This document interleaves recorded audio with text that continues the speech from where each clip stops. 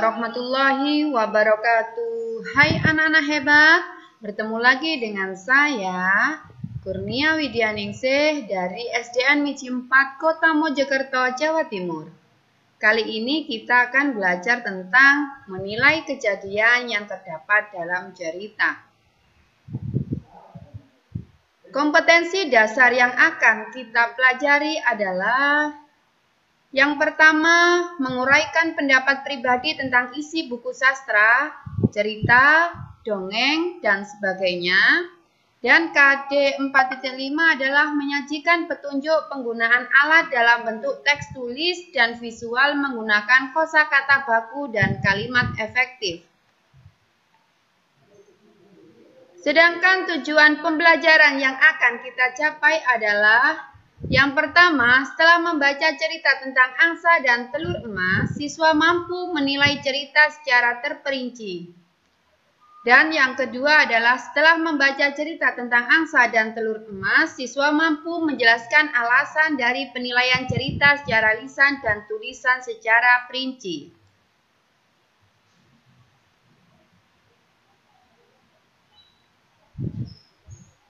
Anak-anak, dalam menilai kejadian yang terdapat dalam cerita, yang perlu kita ketahui yang utama adalah unsur-unsur intrinsik cerita. Apakah unsur-unsur intrinsik cerita itu? Unsur-unsur intrinsik adalah unsur-unsur pembangun karya sastra yang dapat ditemukan di dalam teks karya sastra itu sendiri.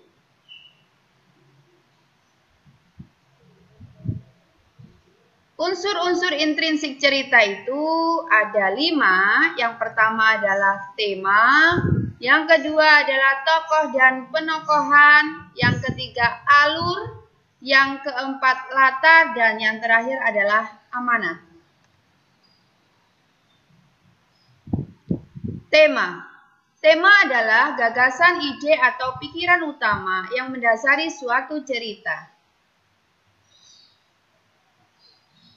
Sedangkan tokoh dan penokohan, tokoh cerita adalah pemeran yang ada dalam cerita.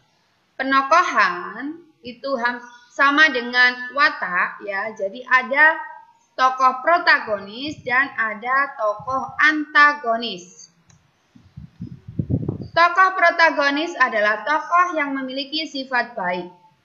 Sedangkan tokoh antagonis adalah tokoh yang memiliki sifat buruk. Alur. Alur adalah urutan atau rangkaian peristiwa dalam cerita rekaan. Alur berdasarkan urutan waktu. Nah, ini adalah jenis-jenis alur. Ada 3. Ada alur berdasarkan urutan waktu, alur berdasarkan urutan sebab akibat, ada alur berdasarkan tema. Selain ini juga ada yang menyebutkan bahwa alur itu ada alur maju, alur mundur, dan alur maju mundur, jadi campuran. Latar. Latar adalah menggambarkan sebuah ruang, suasana, dan waktu dalam peristiwa terhadap sebuah cerita. Latar itu ada 3, ruang itu termasuk latar tempat, ada latar waktu, dan latar suasana.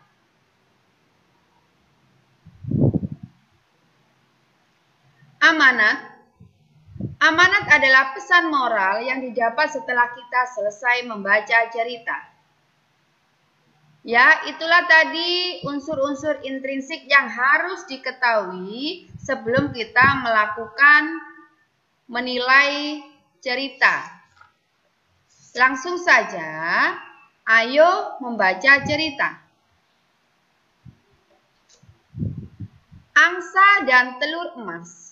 Suatu hari seorang petani membawa seekor angsa pulang ke rumahnya. Esoknya angsa itu mengeluarkan telur emas. Angsa ajaib, kata petani. Ia segera membawa telur emas itu ke pedagang emas di pasar untuk mengetahui apakah telur tersebut benar-benar emas. Ini emas murni, kata pedagang emas. Pedagang tersebut membelinya dengan uang yang banyak, Sejak saat itu, angsa setiap hari mengeluarkan telur emas. Kini, petani telah memiliki selusin telur emas. Namun, petani itu masih belum puas. Aku akan kaya, tapi aku ingin angsa mengeluarkan lebih banyak telur emas setiap hari agar aku cepat kaya, kata petani. Setelah angsa mengeluarkan telur emas yang banyak dalam sehari, petani masih belum puas juga. Angsa itu mengeluarkan banyak telur emas. Aku tidak akan menunggu besok. Aku ingin cepat kaya. Aku akan menyembelih angsa itu dan mengambil seluruh emas dalam tubuhnya, pikir petani. Petani itu akhirnya menyembelih angsa. Namun betapa kagetnya dia. Alih-alih menemukan banyak telur emas, justru dia tidak menemukan satu pun di dalam tubuh angsa. Kini petani hanya bisa menyesal karena serakah dia telah menyembelih angsa. Andai saja tidak menyembelih angsa itu, pasti masih bisa mendapatkan telur emas. Itulah akibat dari keserakahan. Nah, anak-anak, itulah tadi cerita tentang angsa dan telur emas. Sekarang marilah kita menilai kejadian yang ada dalam cerita angsa dan telur emas ini.